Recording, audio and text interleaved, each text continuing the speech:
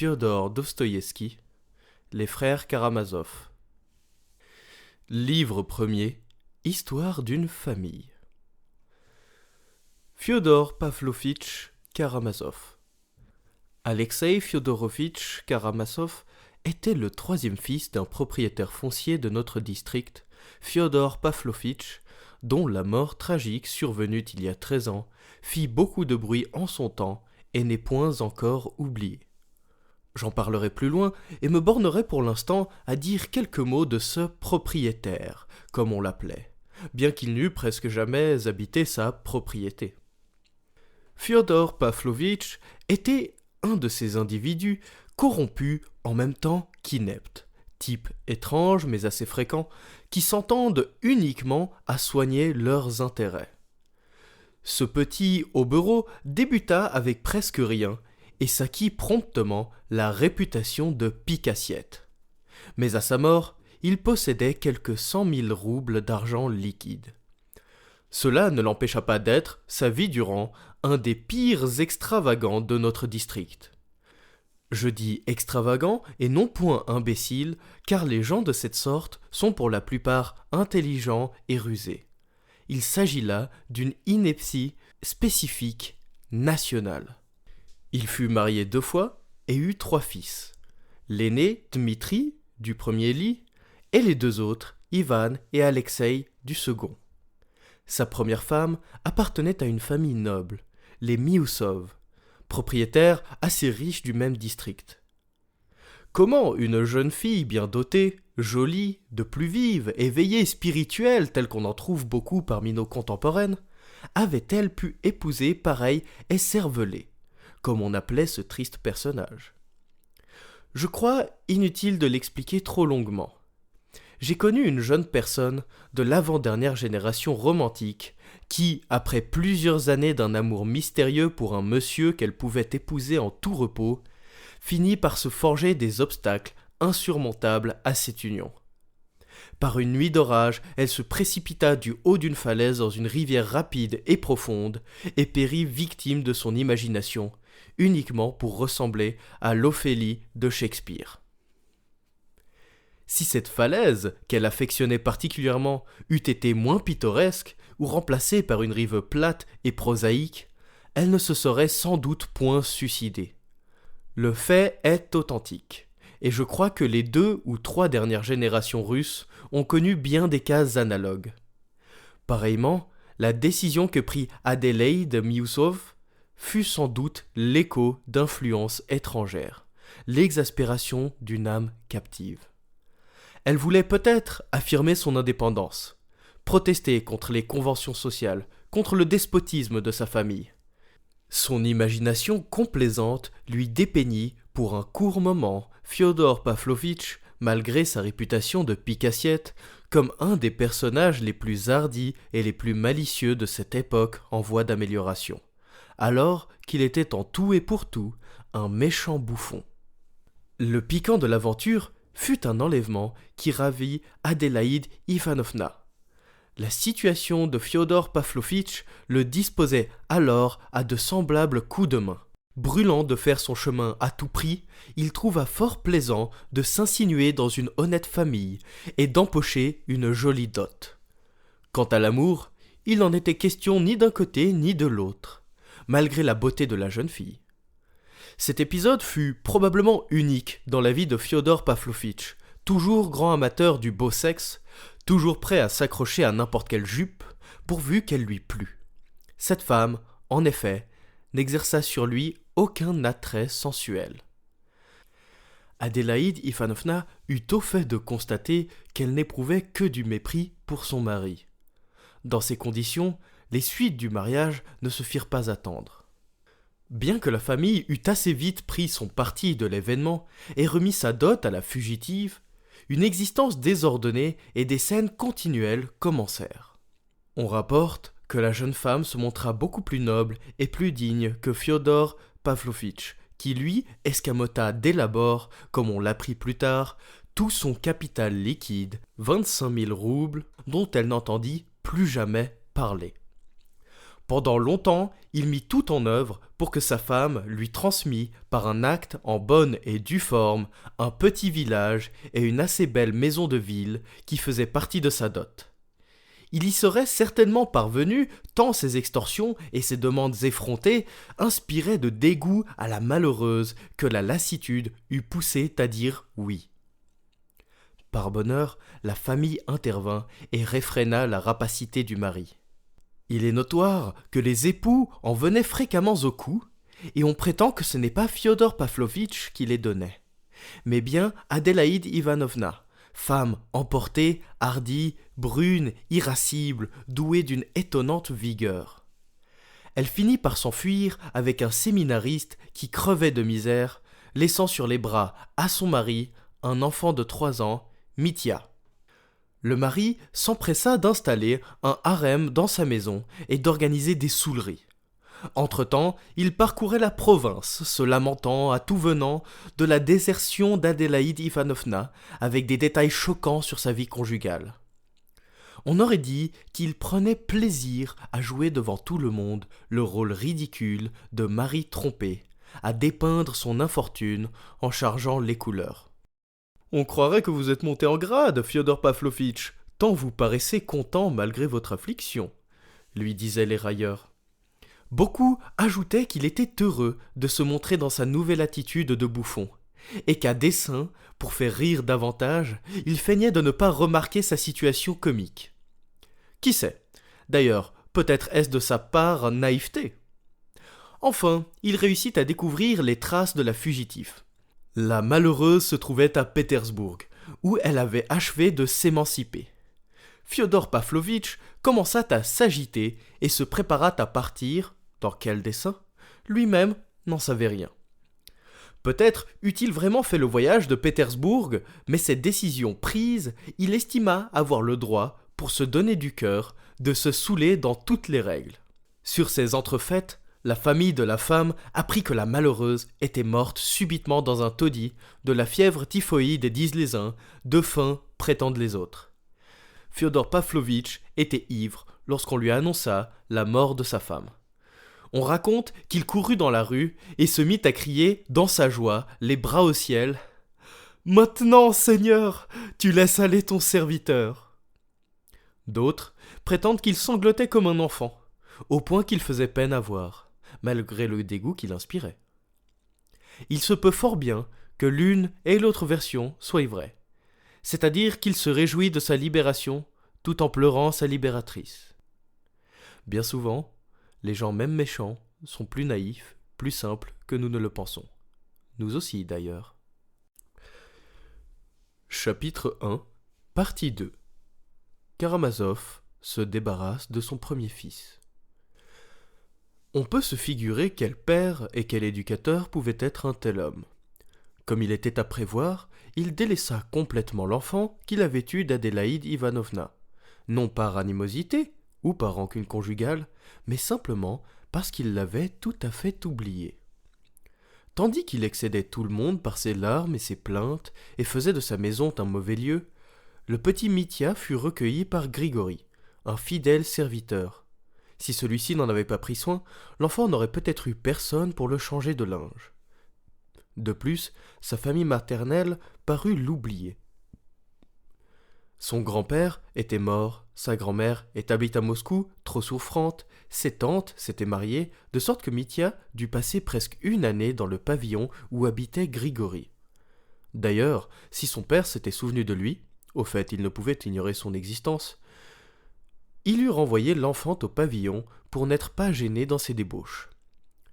Mais sur ces entrefaites, arriva de Paris le cousin de feu d'Adélaïde Ivanovna, Piotr Alexandrovitch Miusov, qui devait, par la suite, passer de nombreuses années à l'étranger. À cette époque, il était encore tout jeune et se distinguait de sa famille par sa culture et ses belles manières. Occidentaliste convaincu, il devait, vers la fin de sa vie, devenir un libéral à la façon des années 40 et 50. Au cours de sa carrière, il fut en relation avec de nombreux ultralibéraux, tant en Russie qu'à l'étranger, et connut personnellement Proudhon et Bakounine. Il aimait à évoquer les 3 jours de février 1848 à Paris, donnant à entendre qu'il avait failli prendre part aux barricades. C'était un des meilleurs souvenirs de sa jeunesse.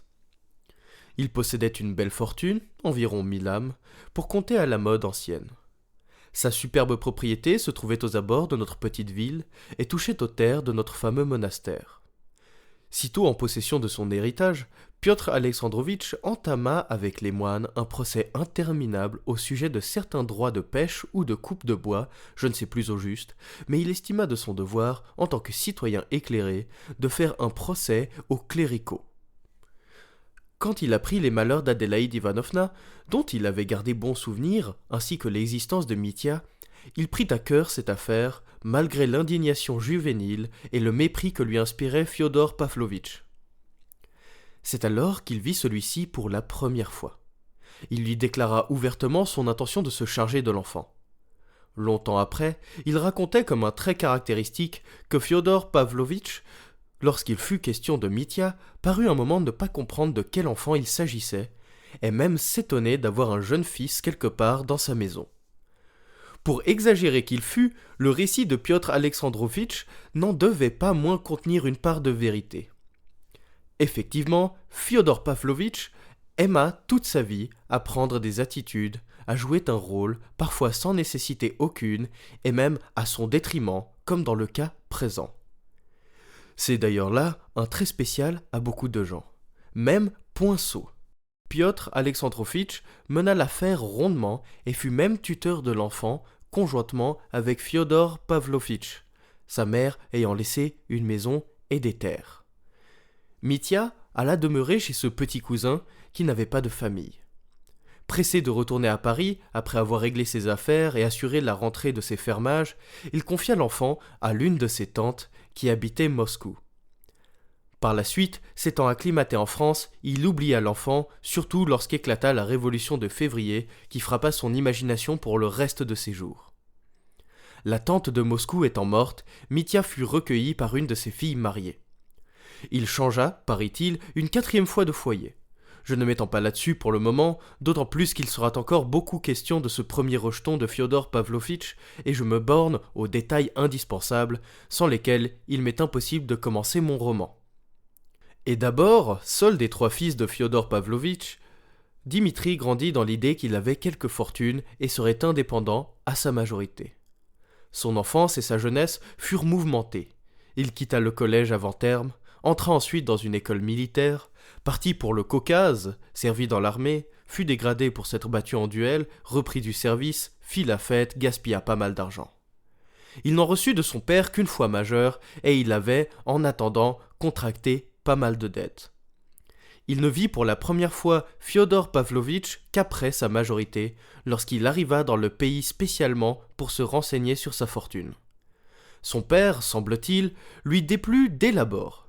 Il ne demeura que peu de temps chez lui, et s'empressa de repartir en emportant une certaine somme, après avoir conclu un arrangement pour les revenus de sa propriété.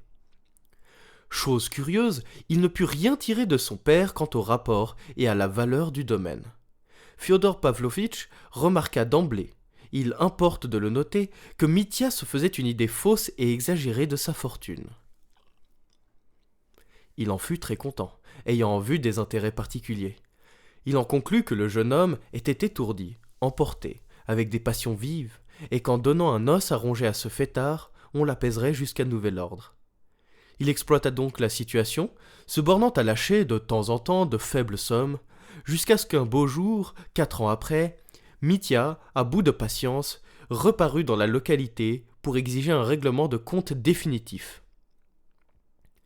À sa stupéfaction, il apprit qu'il ne possédait plus rien. Il avait déjà reçu en espèces de Fyodor Pavlovitch la valeur totale de son bien. Peut-être même restait-il lui redevoir tant les comptes étaient embrouillés. D'après tel et tel arrangement conclu à telle ou telle date, il n'avait pas le droit de réclamer davantage, etc. Le jeune homme fut consterné. Il soupçonna la supercherie, se mit hors de lui, en perdit presque la raison. Cette circonstance provoqua la catastrophe dont le récit fait l'objet de mon premier roman, ou plutôt son cadre extérieur. Mais avant d'aborder le dit roman, il faut encore parler des deux autres fils de Fyodor Pavlovitch et d'expliquer leur provenance. Chapitre 1, partie 3. Nouveau mariage et seconds enfants. Fyodor Pavlovitch, après s'être défait du petit Mitya, contracta bientôt un second mariage qui dura 8 ans. Il prit sa seconde femme, également fort jeune, dans une autre province où il s'était rendu, en compagnie d'un juif pour traiter une affaire. Quoique fêtard, ivrogne, débauché, il surveillait sans cesse le placement de ses capitaux et faisait presque toujours de bonnes mais peu honnêtes affaires. Fille d'un diacre obscur et orpheline dès l'enfance, Sophie Ivanovna avait grandi dans l'opulente maison de sa bienfaitrice, la veuve haut placée du général Vorokov, qui l'élevait et la rendait malheureuse. J'ignore les détails, j'ai seulement entendu dire que la jeune fille, douce, patiente et candide, avait tenté de se pendre à un clou dans la dépense, tant l'excédaient les caprices et les éternels reproches de cette vieille, point méchante au fond, mais que son oisivité rendait insupportable. Fyodor Pavlovitch demanda sa main. On prit des renseignements sur lui et il fut éconduit. Comme lors de son premier mariage, il proposa alors à l'orpheline de l'enlever. Très probablement, elle eût refusé de devenir sa femme si elle avait été mieux renseignée sur son compte. Mais cela se passait dans une autre province. Que pouvait d'ailleurs comprendre une jeune fille de 16 ans, sinon qu'il valait mieux se jeter à l'eau que de demeurer chez sa tutrice. La malheureuse remplaça donc sa bienfaitrice par un bienfaiteur. Cette fois-ci, Fyodor Pavlovitch ne reçut pas un sou, car la générale furieuse n'avait rien donné à part sa malédiction. Du reste, il ne comptait pas sur l'argent. La beauté remarquable de la jeune fille et surtout sa candeur l'avaient enchanté. Il en était émerveillé. Lui, le voluptueux, jusqu'alors épris seulement de charmes grossiers. « Ses yeux innocents me transperçaient l'âme », disait-il par la suite avec un vilain rire. D'ailleurs, cet être corrompu ne pouvait éprouver qu'un attrait sensuel. Fyodor Pavlovitch ne se gêna pas avec sa femme. Comme elle était pour ainsi dire coupable envers lui, qu'il l'avait presque sauvée de la corde, profitant en outre de sa douceur et de sa résignation inouïe, il foula aux pieds la décence conjugale la plus élémentaire. Sa maison devint le théâtre d'orgies auquel prenaient part de vilaines femmes. Un trait à noter, c'est que le domestique Grigori, être morne, raisonneur stupide et entêté, qui détestait sa première maîtresse, prit le parti de la seconde, se querellant pour elle avec son maître d'une façon presque intolérable de la part d'un domestique. Un jour, il alla jusqu'à mettre à la porte des donzelles qui festoyaient chez Fyodor Pavlovitch. Plus tard, la malheureuse jeune femme, terrorisée dès l'enfance, fut en proie à une maladie nerveuse fréquente parmi les villageoises et qui leur vaut le nom de possédée. Parfois, la malade, victime de terribles crises d'hystérie, en perdait la raison. Elle donna pourtant à son mari 2 fils. Le premier, Ivan, après 1 an de mariage. Le second, Alexei, 3 ans plus tard. À sa mort, le jeune Alexei était dans sa 4e année, et si étrange que cela paraisse, il se rappela sa mère toute sa vie, comme à travers un songe. Quand elle fut morte, les 2 garçons eurent le même sort que le premier. Leur père les oublia, les délaissa totalement, et ils furent recueillis par le même Grigori dans son pavillon. C'est là que les trouva la vieille générale, la bienfaitrice qui avait élevé leur mère. Elle vivait encore, et durant ces 8 années, sa rancune n'avait pas désarmé. Parfaitement au courant de l'existence que menait sa Sophie, en apprenant sa maladie et les scandales qu'elle endurait, elle déclara 2 ou 3 fois aux parasites de son entourage « C'est bien fait, Dieu l'a puni de son ingratitude ». 3 mois exactement après la mort de Sophie Ivanovna, la générale parut dans notre ville et se présenta chez Fyodor Pavlovitch. Son séjour ne dura qu'1 demi-heure, mais elle mit le temps à profit. C'était le soir. Fyodor Pavlovitch, qu'elle n'avait pas vu depuis 8 ans, se montra en état d'ivresse. On raconte que, dès l'abord, sans explication aucune, elle lui donna 2 soufflets retentissants, puis le tira 3 fois par son toupet de haut en bas. Sans ajouter un mot, elle alla droit au pavillon où se trouvaient les enfants. Ils n'étaient ni lavés, ni tenus proprement. Ce que voyant, l'irascible vieille donna encore un soufflet à Grigori et lui déclara qu'elle emmenait les garçons. Tels qu'ils étaient, Elle les enveloppa dans une couverture, les mit en voiture et repartit. Grigori encaissa le soufflet en bon serviteur et s'abstint de toute insolence. En reconduisant la vieille dame à sa voiture, il dit d'un ton grave, après s'être incliné profondément, que Dieu la récompenserait de sa bonne action. « Tu n'es qu'un nigaud » lui cria-t-elle en guise d'adieu. Après examen de l'affaire, Fiodor Pavlovitch se déclara satisfait et accorda par la suite son consentement formel à l'éducation des enfants chez la générale. Il alla en ville se vanter des soufflets reçus. Peu de temps après, la générale mourut. Elle laissait par testament 1000 roubles à chacun des 2 petits pour leur instruction. Cet argent devait être dépensé à leur profit intégralement, mais suffire jusqu'à leur majorité. Une telle somme étant déjà beaucoup pour de pareils enfants. Si d'autres voulaient faire davantage, libre à eux, etc. Sans avoir lu le testament, je sais qu'il renfermait un passage bizarre, dans ce goût pas trop original. Le principal héritier de la vieille dame était par bonheur un honnête homme, le maréchal de la noblesse de notre province, Eutim Petrovitch Polienov. Il échangea quelques lettres avec Fiodor Pavlovitch, qui, sans refuser catégoriquement et tout en faisant du sentiment, traînait les choses en longueur. Voyant qu'il ne tirerait jamais rien du personnage, Eutim Petrovitch s'intéressa personnellement aux orphelins et conclut une affection particulière pour le cadet, qui demeura longtemps dans sa famille. J'attire sur ce point l'attention du lecteur. C'est à Eutim Petrovitch, un noble caractère comme on en rencontre peu, que les jeunes gens furent redevables de leur éducation. Il conserva intact aux enfants leur petit capital, qui, à leur majorité, atteignait 2000 roubles avec les intérêts, les éleva assez frais, en dépensant pour chacun d'eux bien plus de 1000 roubles. Je ne ferai pas maintenant un récit détaillé de leur enfance et de leur jeunesse, me borgnant aux principales circonstances. L'aîné, Ivan, devint un adolescent morose, renfermé mais nullement timide. Il avait compris de bonne heure que son frère et lui grandissaient chez des étrangers, par grâce, qu'ils avaient pour père un individu qui leur faisait tonte, etc. Ce garçon montra dès sa plus tendre enfance, à ce qu'on raconte tout au moins, de brillantes capacités pour l'étude. À l'âge de 13 ans environ, il quitta la famille d'Eutim Petrovitch pour suivre les cours d'un collège de Moscou et prendre pension chez un fameux pédagogue ami d'enfance de son bienfaiteur. Plus tard, Ivan racontait que celui-ci avait été inspiré par son ardeur au bien, et par l'idée qu'un adolescent génialement doué devait être élevé par un éducateur génial. Au reste, ni son protecteur, ni l'éducateur de génie n'étaient plus lorsque le jeune homme entra à l'université. Eutim Petrovitch, ayant mal pris ses dispositions, le versement du legs de la générale traîna en longueur, par suite de diverses formalités et de retards inévitables chez nous. Le jeune homme se trouva donc fort gêné pendant ses 2 premières années d'université et dut gagner sa vie tout en poursuivant ses études.